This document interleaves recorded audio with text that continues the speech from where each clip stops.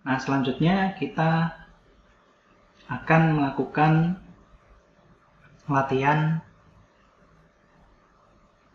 entry data menggunakan SPSS. Nah, kenapa kita tidak mulai dari latihan dulu? Karena dengan saya menunjukkan kondisi data yang sudah jadi, rekan-rekan mahasiswa bisa punya bayangan, oh data SPSS itu seperti ini, gitu ya.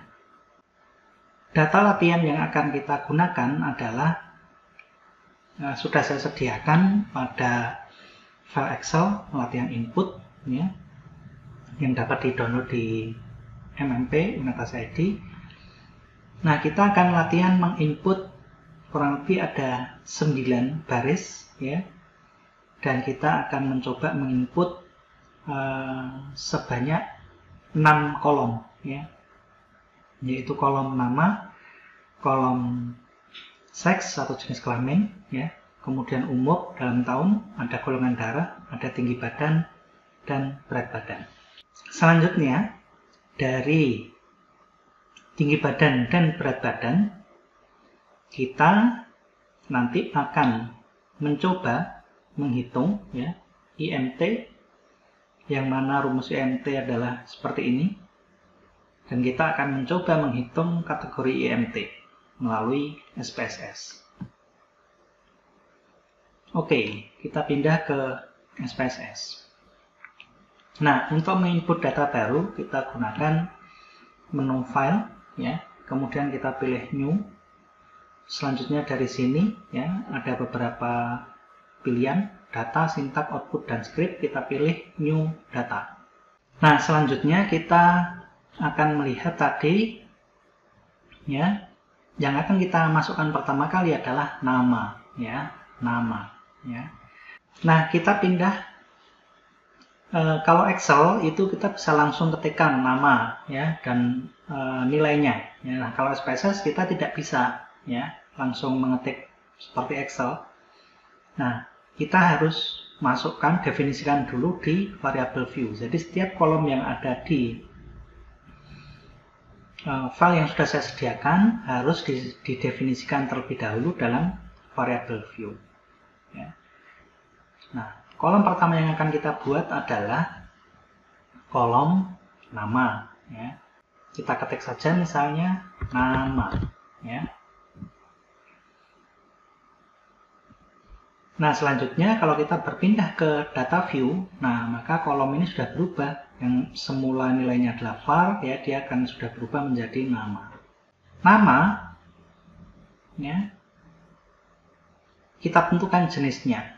Kalau saya ulang, kalau kita klik di kolom type, ya, maka di sini ada titik 3. Nah, ini tinggal kita pilih. Nah, ini adalah variabel-variabel yang didukung di dalam SPSS, ya, jenis-jenisnya, ya, ada yang numerik, ya, koma, kemudian dot, titik, ya, scientific notation, ya, kemudian ada tanggal, dolar, ya, custom currency, string, ya, string itu untuk teks biasanya, ya, dan restricted numerik. Kalau kita perhatikan di sini, nama itu adalah bentuknya adalah karakter, maka kita pilih string. Nah, ketika kita memilih string, ya, berapa panjang karakter maksimal yang didukung. Nah, di sini kita tentukan berapa jumlahnya. Bisa kita tentukan 10, bisa kita tentukan 5, bisa kita tentukan 50, dan seterusnya. Nah, karena ini adalah nama-nama pendek, misalnya kita gunakan saja defaultnya adalah 8 karakter. Sudah, kita klik OK. Selanjutnya adalah label. Label ini sebetulnya opsional, bisa diisi, bisa tidak. Tetapi, ya, kegunaan label itu adalah untuk memperjelas dari nama kolom yang ada di sini, ya. Misalnya, kalau kita kembali ke contoh data yang kita miliki, bahwa penamaan kolom ini tidak informatif sebetulnya, ya, artinya tidak bisa dibaca atau tidak jelas, ya. Key ini apa, case ID ini apa, Y01, Y02, X1 ini apa, X1A ini apa. Nah, Kenapa dibuat seperti ini?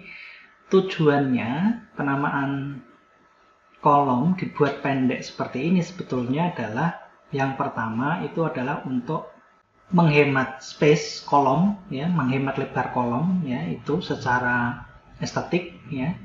Terutama kalau data yang diolah itu akan sangat banyak, maka pilihan yang paling rasional adalah memperpendek nama kolom, ya. Nah, kan tapi memperpendek nama kolom resikonya adalah dengan menggunakan simbol-simbol ini, resikonya adalah nama kolom menjadi tidak jelas. Nah, maka ketika kita mengubah menjadi bentuk seperti ini, penggunaan label itu menjadi wajib. Kenapa? Karena agar kita tahu bahwa kalau kita menggunakan label, kita bisa tahu X1 ini apa, X7 ini apa, X3C ini apa, dan seterusnya. Nah, contohnya kalau kita sorot pada X1, nah, maka terdapat tulisan H, ya. Sekali lagi, kalau kita sorot X1, nah, terdapat tulisan H, ya. Nah, itu adalah diperoleh dari label yang kita isikan, ya. X3 itu apa? X3 itu adalah media. Nah, dari mana tulisan media muncul? Tulisan media muncul itu karena pada X3 label kita isi dengan media. Nah, itu jadi fungsi dari label, ya. Nah, misalnya label kita isi nama responden. Nah, untuk value kita belum butuh, ya, missing tidak perlu, kolom kita biarkan 8, perataan. Nah, measure ini adalah yang kita bahas minggu lalu, ya, skala data. Karena data nama yang kita miliki tadi sudah kita definisikan menjadi string, maka pada skala data otomatis SPSS tidak memunculkan skala data scale atau numerik, ya. Yang dikeluarkan adalah skala data ordinal atau nominal, karena jenis data kita adalah string. Nah, nama itu adalah skala datanya adalah nominal. Nah, selanjutnya kita pindah ke data view. Nah, kita isi, ya, pria, Andi, Jika. Selanjutnya adalah kita akan menginput jenis kelamin. Kita masuk ke variabel view. Nah, kita ketikkan misalnya jenis kelamin itu sex, misalnya kita samakan misalnya, ya. Jenis kelamin kalau kita perhatikan ada dua nilai, yaitu pembeda biologis, ada pria dan wanita. Pada SPSS, ya, ketika kita menghadapi variabel yang seperti ini, nah, maka nanti kita akan menggunakan value, ya. Nah, bagaimana caranya? Nah, setelah kita tuliskan misalnya ini adalah jenis kelamin, sex, ya, dari type, nah ini kita pilih saja numerik, ya.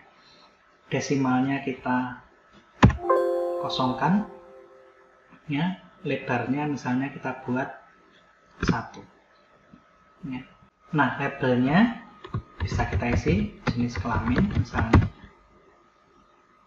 Nah, value, nah selanjutnya di value ini kita klik, ya, di pojok, ya, di pojok sebelah sini, ya. Nah, seperti ini kita ulangi.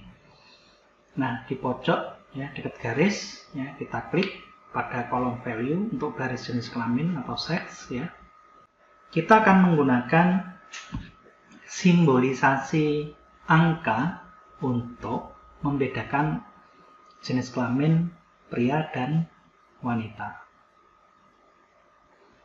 Misalnya kode 1 atau value 1, ya, itu untuk wanita misalnya, ya.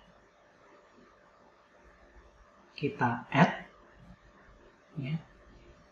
Kemudian yang kedua, ya, kita gunakan untuk pria, kemudian kita add. Nah, bagaimana kalau kita ingin memodifikasi?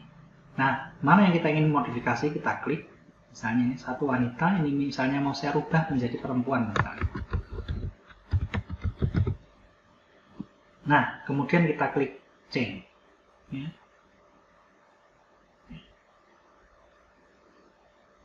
Bagaimana kalau kita ingin menghapus? Nah, misalnya ini mau kita hapus, kita pilih mana yang ingin kita hapus, kemudian kita pilih remove. Nah, jadi ini adalah fungsi-fungsi beberapa tombol tadi yang sudah saya tunjukkan. Saya input ulang untuk satu, yaitu untuk wanita. Kemudian kita pilih add.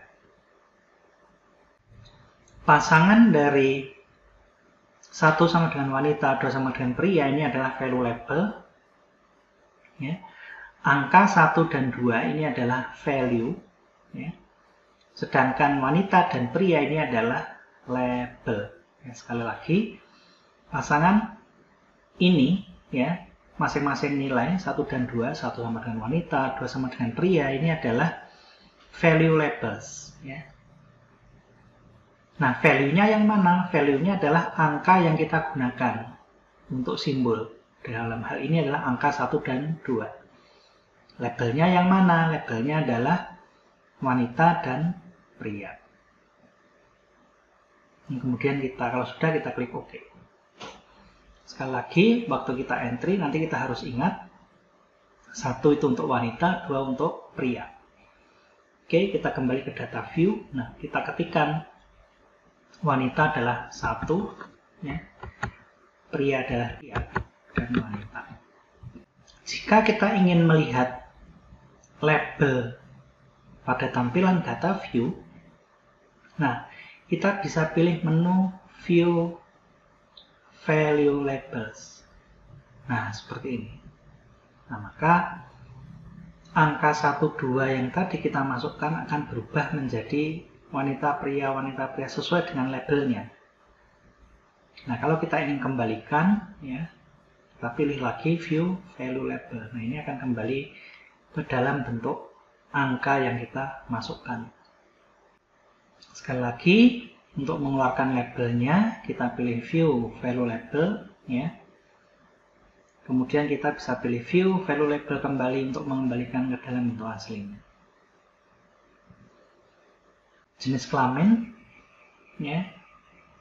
Karena kita menggunakan numerik, maka akan muncul nominal, ordinal, dan scale. Scale ini adalah untuk representasi dari interval dan rasio. Nah, tetapi meskipun ini numerik, tapi sebetulnya datanya adalah data nominal. Selanjutnya kita masukkan kolom ketiga, yaitu umur. Ya. Tekan saja umur, bentuknya adalah numerik. Ya, desimalnya kita kosongkan. Ya. Kemudian lebar width-nya, ya, kita definisikan saja sebanyak 2, ya. Karena di sini hanya ada 2 digit. Misalnya di sini kita tulis saja umur, ya, dalam tahun. Nah, tidak perlu value, ya, karena ini angka, ya. Selanjutnya untuk skala datanya kita tentukan ini adalah scale karena bentuknya numerik murni. Nah, kita ke data view. Nah, sekarang kita masukkan usianya.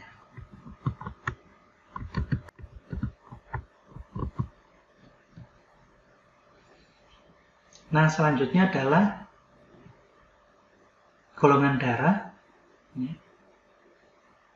Misalnya kita masukkan saja nama kolomnya Golda.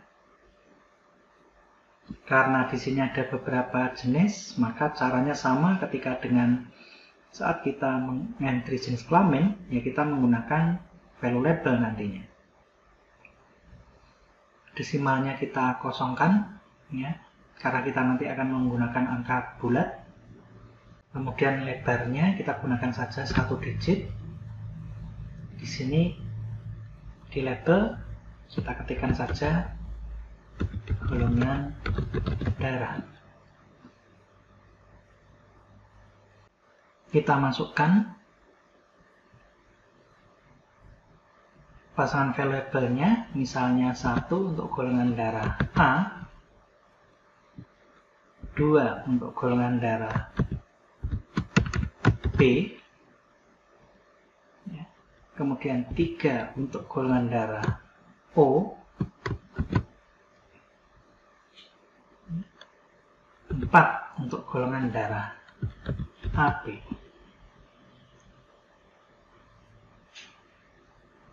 Sekali lagi, 1 untuk A, 2 untuk B, 3 untuk O, 4 untuk AB. Jika sudah, kita klik OK. Golongan darah itu adalah apa? Skala datanya nominal. Nah, kita ke data view, kita masukkan golongan darahnya, ya.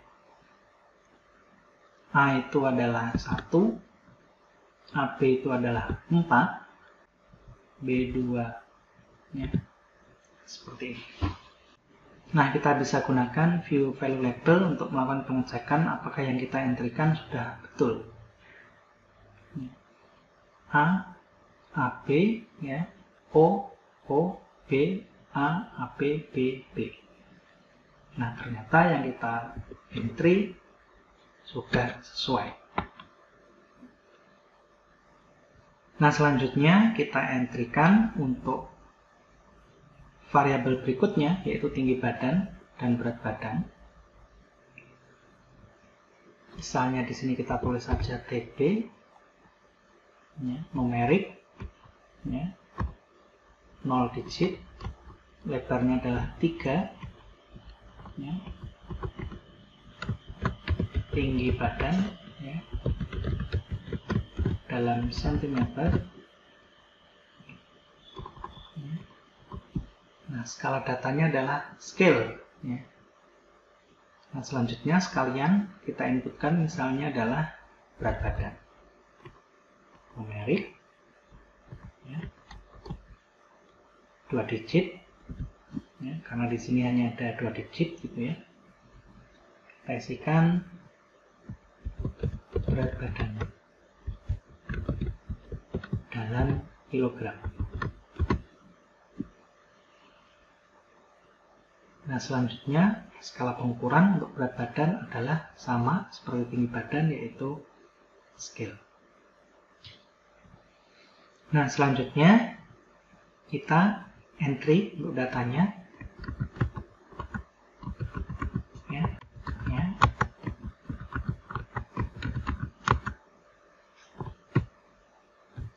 Kemudian untuk berat badan,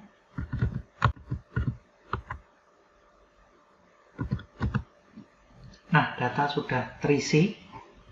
Nah, selanjutnya kita akan membuat 2 kolom tambahan yang nanti akan kita isikan, ya. Kita siapkan terlebih dahulu, yaitu kolom IMT, ya, yang nanti adalah IMT itu adalah indeks massa tubuh, ya.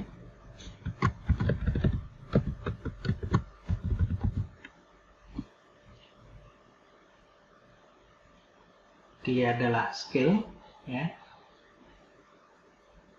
Ya, numeriknya misalnya ini lebarnya 8, desimalnya kita gunakan misalnya 3. Kemudian kita buat juga kategori IMT, misalnya kita buat dengan nama kolom IMT cut, ya.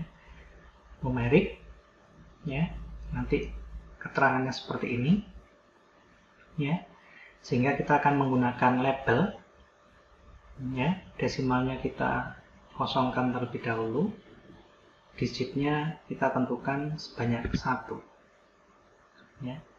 Kemudian pada label kita isikan kategori IMT misalnya dengan keterangan 1 itu adalah sangat kurus, 2 kurus, 3 untuk berat badan normal, 4 untuk gemuk, dan 5 sangat gemuk. Nah, kalau sudah kita tentukan OK, Nah, selanjutnya, nah skala data untuk seperti ini adalah ordinal. Data yang sudah kita siapkan dari latihan sudah jadi. Nah, kita lakukan simpan ya dengan mengklik tombol save yang ada di sini, atau kita bisa melalui menu file save, atau sebagaimana biasanya kita juga bisa menggunakan Ctrl S untuk melakukan penyimpanan. Kita bisa pilih save. Kita bisa tentukan tempat penyimpanannya, misalnya kita tentukan di desktop misalnya. Kita beri nama, misalnya adalah latihan entry ya. Dan kalau sudah, kita bisa klik save. Nah, maka nama file sudah berubah, yaitu latihan entry soft.